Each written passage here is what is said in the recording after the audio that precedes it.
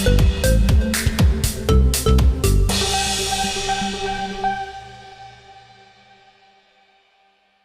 sebagai raja roasting, gimana tanggapannya? Wah, itu ya semoga beneran jadi raja roasting ya, karena masih banyak orang-orang yang bisa roasting selain gue juga. Sebenarnya bakat-bakat roasting juga banyak, komik-komik gitu. Tapi kita harus terus belajar biar bisa menuju Kiki Saputri. Waduh. Oh, berarti lagi mau ini Kiki Apa? nih, mau Mengimbangi imbangi gitu ya? Kiki. Gak mungkin seimbang dong, karena dia terus naik juga, ya kan. Tapi saya support Kiki juga biar kita bisa saling melengkapi gitu. Jadi kalau Kiki nggak bisa ke job, bisa ke saya.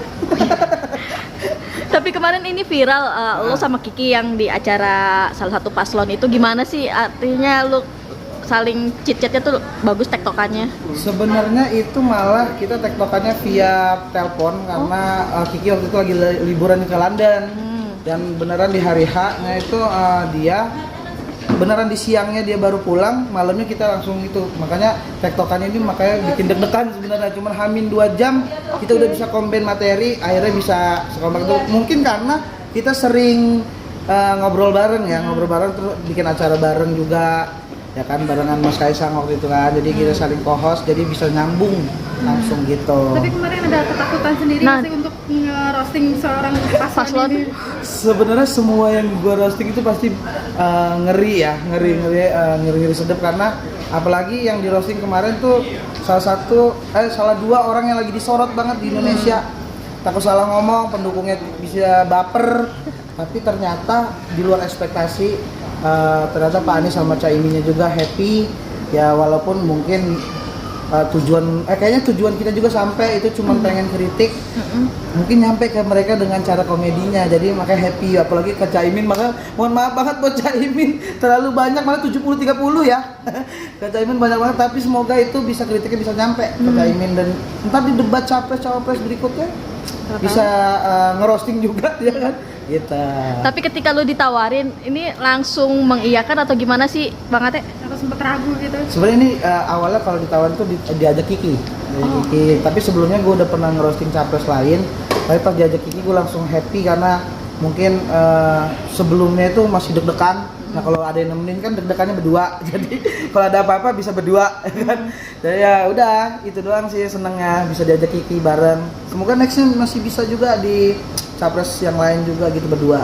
Nah, artinya mungkin Kiki kan sebagai sosok teman partner yang seperti apa sih ketika lo berdua roasting ini? Apakah memang Kiki kasih input juga atau kalian satu sama lain juga kasih input juga? Iya, Kiki juga sering ngasih input kok. Ini kayak misalnya kalau gua kan kalau ngerosting biasanya nggak terlalu mikir ke depannya gimana. Nah, sedangkan kalau Kiki yang udah berpengalaman roasting pejabat, ini ada yang harus di take down bang, karena takutnya bisa kemana-mana, bias artinya. Jadi ya itu gue nurut-nurut aja, dan ternyata gue sama Kiki itu sama cara nulis materinya gitu. Cuman bedanya adalah dia lebih mengerti di bidang pejabat-pejabat ini, jadi gue bisa lebih terkontrol. Jadi ya itu banyak belajar juga sih dari dia. Tapi lu jadi kayak kecanduan gak sih pengen roasting para pejabat? Para pejabat. Benar, kecanduan banget sih, gue kecanduan banget ya, karena kan efeknya kemarin kan bagus ya, efeknya bagus, sampai juga ke penonton kalau kita tuh bukan pengen menghina tapi malah kritik gitu, dan nyampein keresahan dari netizen juga.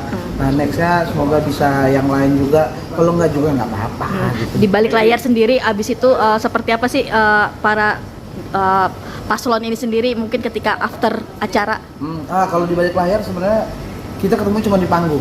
Jadi kalau sebelum kita perform nggak ketemu, pas mereka pulang juga rebutan, jadi kita nggak tahu tuh dia kemana. Tapi ternyata efeknya diposting sama beliau-beliau ini di Instagram. Nah itu yang bikin lega sebenarnya. Setelah diposting, efeknya mereka seneng, happy.